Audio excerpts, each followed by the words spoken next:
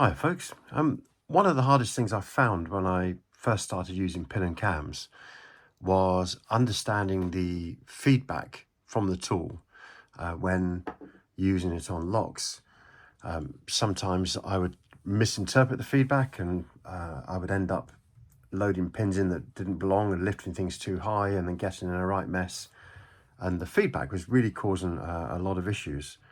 So what I thought I'd do is just start a little series going through quite a few different locks, and we're starting with the Fortress. And not only am I going to be using the pin and cam tool from the outside, what I'm also going to do is I've run a scope. This is a flexible shaft scope that's used for safe work. But this is now currently looking at the lever pack, it's looking at the bolt stump, and it's looking at where the gates are. So while we're using this, we'll also be able to see the impact that the pins that I'm loading in here will have on the lock, and also talk about the feedback that I'm getting, and you'll be able to see it live in the lock itself. So the first thing, as ever, with the pin and cam tool is to create a makeup key. So I'm just going to load, I'm going to open this with the bolt on the left. So we're going to load up a makeup key which will take a reading from the right. So let's just quickly smear that plasticine on there and trim it off. It's maybe not as essential on this particular lock to get this perfect, because all we're looking for is whether a lever will mark or not, and not the actual length of the marks or the accuracy of the marks. So a bit of plasticine, a little bit of the Batiste original dry shampoo as recommended by Gav. So let's give the key a good coating. That's quite a lot on there actually, but there we go, wipe that off. So we've now got a reader key. I'm going to pop that in the lock and we're going to turn it to the back of the levers there, take a reading, pull it out, and then we're going to see if we've got any marks. Now we've got, looking at this, we've got one very clear mark on there in position 4, or should I say the 4th lever in from the cap, the 2nd lever back from the bolt, and there's no other marks on there. And with this particular pin and cam, where you have a mark, it is going to be a lever with a height of either 7 or 6, and where there are no marks, it's going to be a lever with a height of 5, 4, 3, 2 or 1. So I'm going to just load the pin and cam tool up, but prior to doing that I'm going to pop some grease in there. So we'll get the pin tray out, and based on that reader key I've got position 4 is going to be a 7. Let's load that first because that's a lower pin. It's easy to put it in. And then all the rest of the positions then are going to be 5s. So let's pop those in there. 5, 5, 5, 5s and 5s. Okay. So from the reader key, I know that I've got 3 higher lift levers and a low lift and then a higher lift lever, and this is where we're going to start with the pin and cam tool. So let me pop that into the lock, and then if we turn, what I'm going to do is just going to make sure that the tool is actually not influencing the pins, and I'm going to start on pin 5 at the back. And what we're going to do is just test it. So I'm just going to pinch the end here and just rock it backwards and forwards. And what I'm feeling there is it's tight. If I push harder, it doesn't yield at all. There's nothing going on there. So let's go to position 4. Again, that's tight. There's nothing there, no yielding. Let's go to position 3.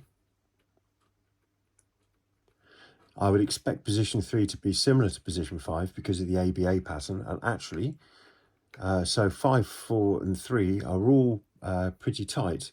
So let's go to 2. Okay, so I've lifted 2 up, and it's basically jumped. So I felt a little bit of a jump, a little bit of a knock, and then the bolt stump even retracted, felt like it retracted a small amount, and now it's gone very loose. So let's go to position 1. So position 1 is tight, but I would say it's tight as in binding. So I'm going to relax the tension slightly, and I'm going to push that up. Oh, and there we go. So that's given us the lock. It hasn't given us the code, but what I've had to do there is I've had to lift position 2 and position 1. So there we go. That's given me a click. You can probably hear that. And the lever 1's binding, and that's gone up and given the open.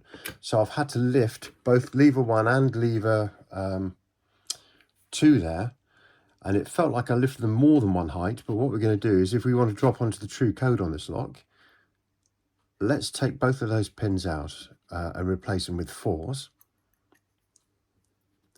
and then we'll pop the tool back in and we'll see if that's going to give us the open. Okay, so the lock is still not yielding. I can give it a wiggle, nothing's happening. So we'll go back and we'll test again. So 5 is solid, 4 is solid, 3 is solid, 2 and 1, there we go. So that's given us a lock straight away, but I had to touch 2 there. In fact, now I'm touching 2, it's not opening. Let's touch 1. And now I've touched 1 and the lock's open. So that's telling me now that because I've touched lever 2 and lever 1 in that instance,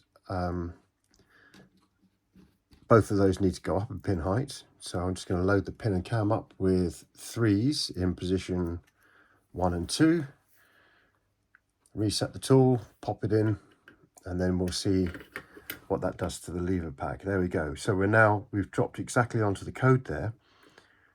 And you can see that what's happening. In fact, if you look at the what you'll probably be seeing inside the lock now is all of the levers are lined up and the bolt stump passing through the true gate in the lock.